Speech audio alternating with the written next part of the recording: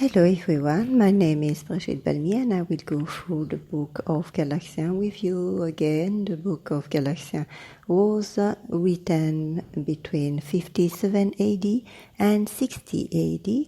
There are 6 chapters in this book and 149 verses and 3089 words.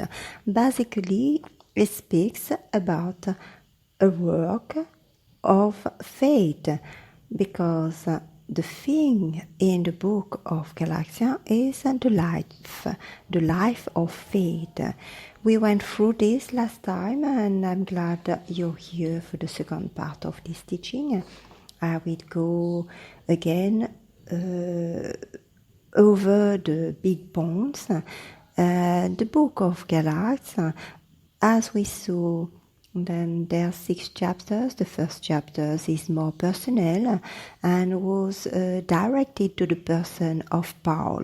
Paul is our apostle for today, for nowadays, and Paul is telling these things happened to him.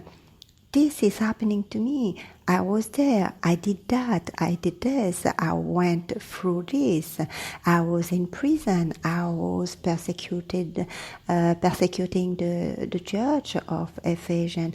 I was once saved, and now I'm teaching and have been an apostle through God, not by man, but by God Himself.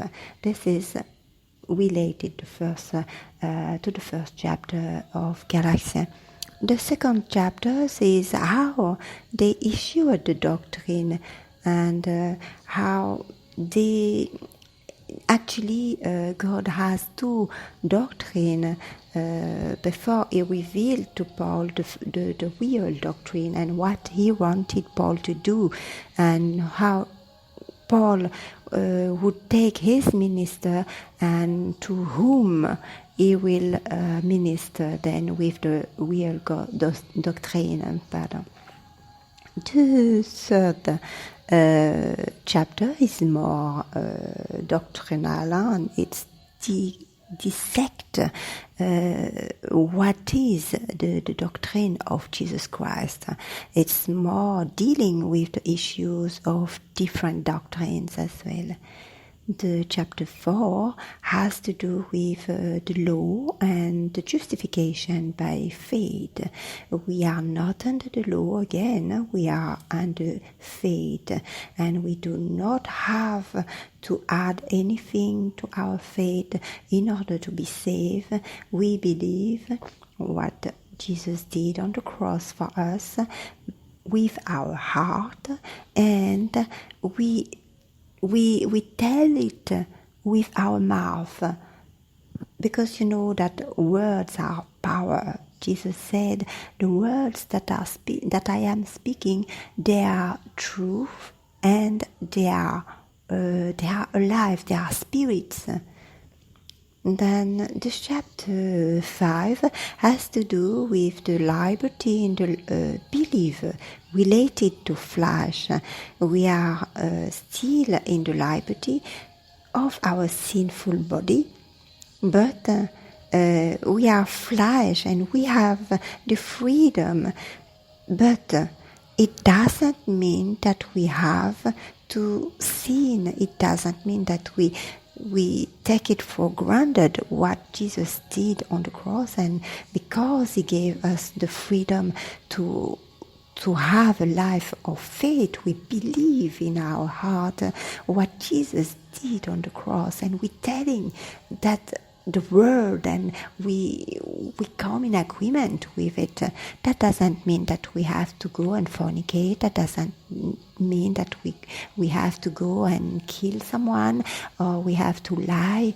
We have to do all those horrible things that God punishes. Yes, God punished this because those are sin, and a repetition of sins are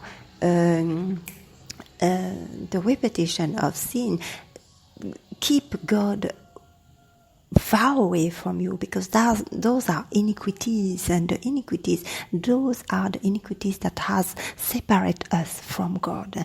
Then we have to rebuild this relationship with Him. We have the possibility still, because it will come times where we wouldn't have the opportunity to praise again, to worship Him again, to come for salvation anymore. Then the chapter 6 is the life of faith and the persecution that Paul and so many things that Paul went through, the persecution. He was persecuted, this guy. And the book of Galatians is the New Testament doctrine, and Paul is repeatedly telling us that we are not saved by the law. It's not what we do that saves us, it's what we have done, what Jesus has done for us that saves us.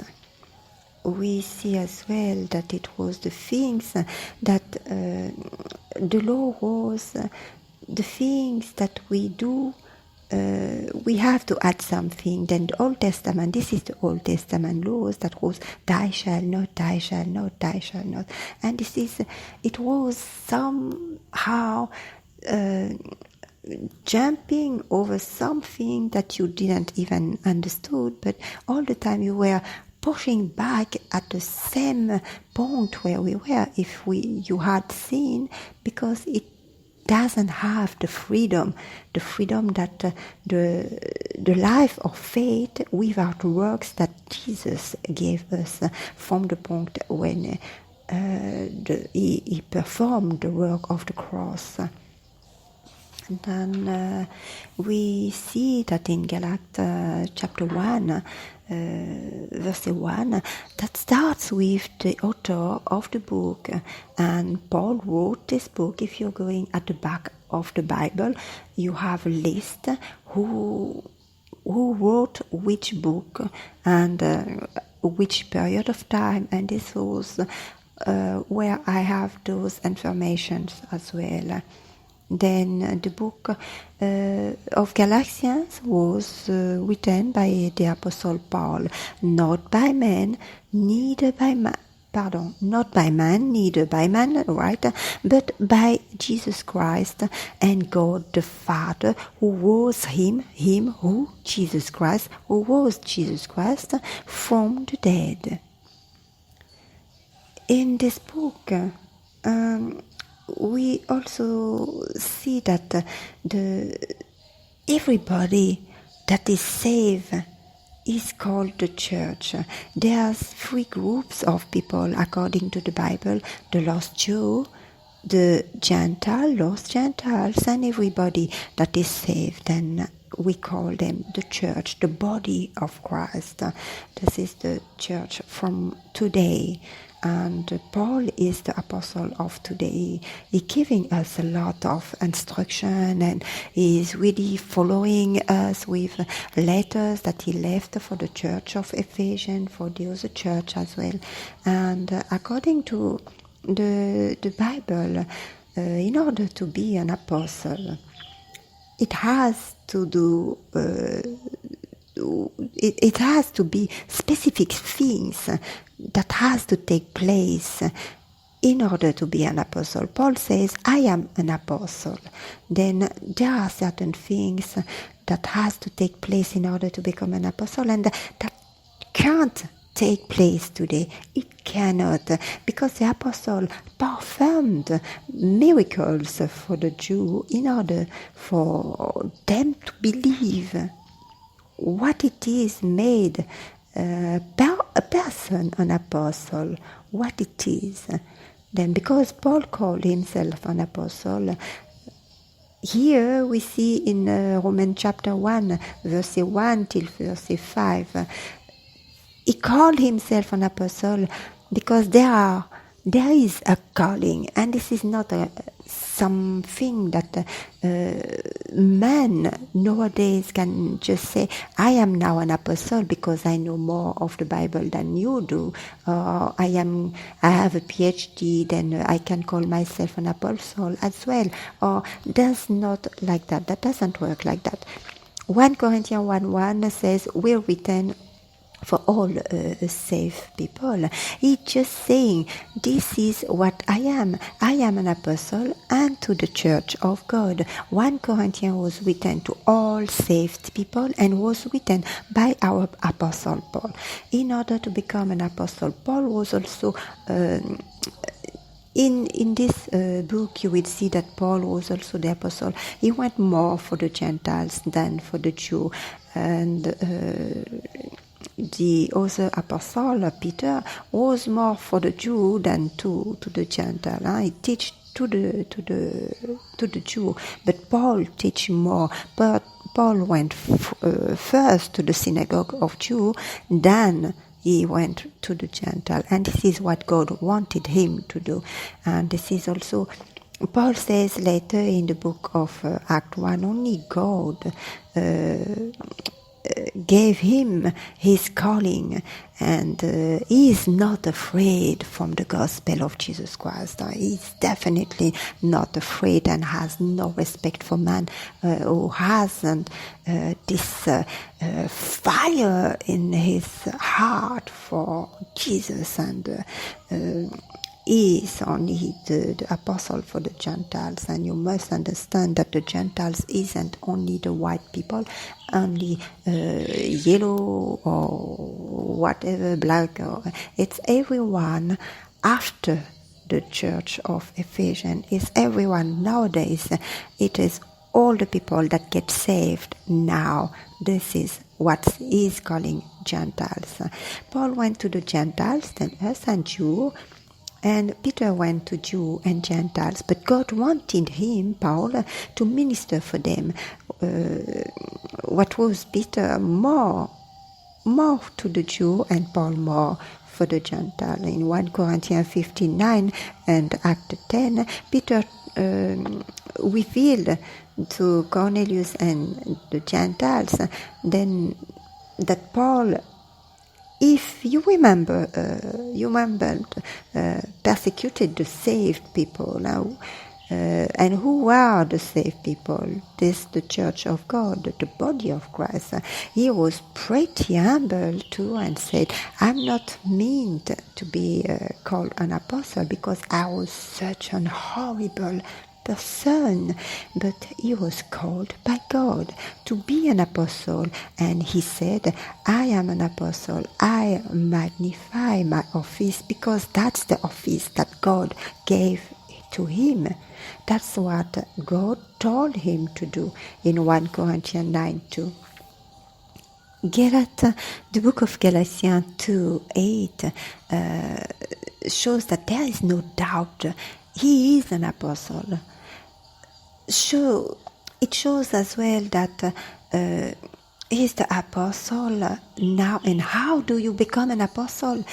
According to Act 1, an apostle was first called disciple of Jesus Christ. According to Act 11:26, they were first called Christian and then apostolians. When Jesus starts, he has 12 disciples, which was also called the 12th apostle.